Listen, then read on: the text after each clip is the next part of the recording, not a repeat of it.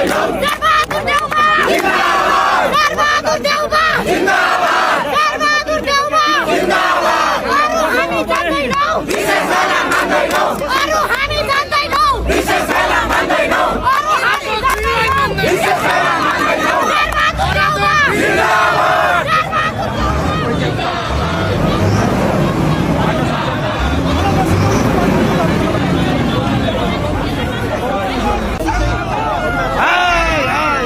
चर्तीका लागि यी नवयुवाहरूलाई नि यी दलका नेताहरूले मान्छे चाहिँ भेडा बाख्रा जसरी विदेशमा काम गर्न पठाएको नेपालको स्वाधीन अर्थनीति चाहिँ बेचिदिएको कुराहरू चाहिँ पटक्कै यादै रहँदछ क्या।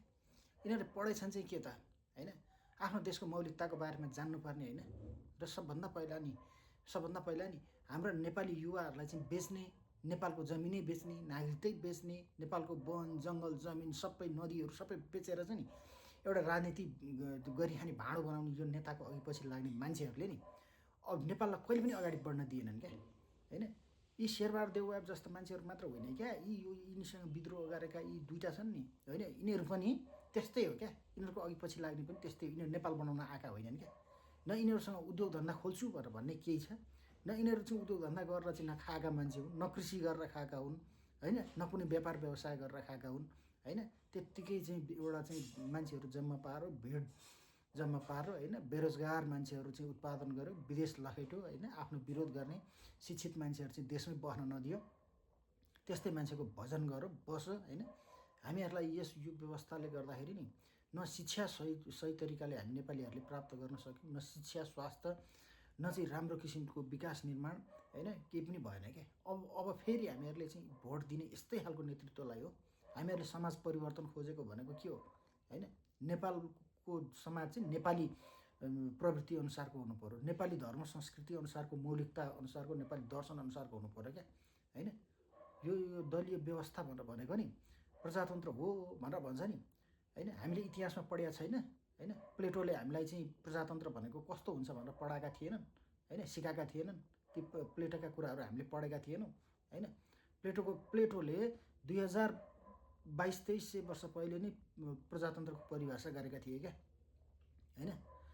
अब हामीले महाभारतको युद्ध हेर्दाखेरि त्यहाँभन्दा पहिले पनि राजा त्यो कौरव र पाण्डवको चाहिँ पुर्खाहरूको पालामा होइन एउटा राम्रो किसिमको प्रजातान्त्रिक व्यवस्था थियो भनेर हामीले पढेको होइन होइन। त्यहाँ चाहिँ एउटा चाहिँ जनतन्त्र अनुकूलको शासन व्यवस्था भन्नाले जो योग्य हुन्छ उनी राजा हुन्छ भनेर हामीले पढेको होइन होइन। राजा पृथ्वीनारायण शाहले चाहिँ जनताले चाहेको हुनाले गर्दाखेरि कालु पाण्डेलाई चाहिँ काजी बनाएको भनेर हामीले पढेको होइन होइन। अब प्रजातन्त्र भनेको त्यो हो भनेर पुराना किताबहरूमा चाहिँ हामी भेट्छौँ भनेर भनेदेखि अहिलेको यो पश्चिमेली मान्छेहरूले चाहिँ पश्चिमेलीले चाहिँ प्रजातन्त्र भनेको दल हुनुपर्छ होइन, दलाल हुनुपर्छ, दलालले चाहिँ दलाली गरेर चाहिँ गर्नुपर्छ भनेर भन्ने कुरा सिकाउँछ क्या। त्यो हाम्रो नेपाली समाजमा त्यो चलेन क्या। त्यसैले गर्दाखेरि नि हाम्रो नेपाली युवाहरूले नि होइन एउटा मान्छेको फेरो त समाए, तर त्यो फेरो समाउँदाखेरि नि आफ्नै भविष्य नै गलत बाटोमा लगाइदिए क्या होइन। अहिले यो जसले नारा लाउँदैछ नि भोलि यी नै होइन वैदेशिक रोजगारको लागि चाहिँ पहिला माओवादी छापामार जस्तो चाहिँ क्यान्टोनमेन्टबाट हिँडे जसरी नि युरोप होइन साउदी अरब कतारतिर गएर बेल्चा हान्नुपर्ने अवस्था आउँछ क्या होइन।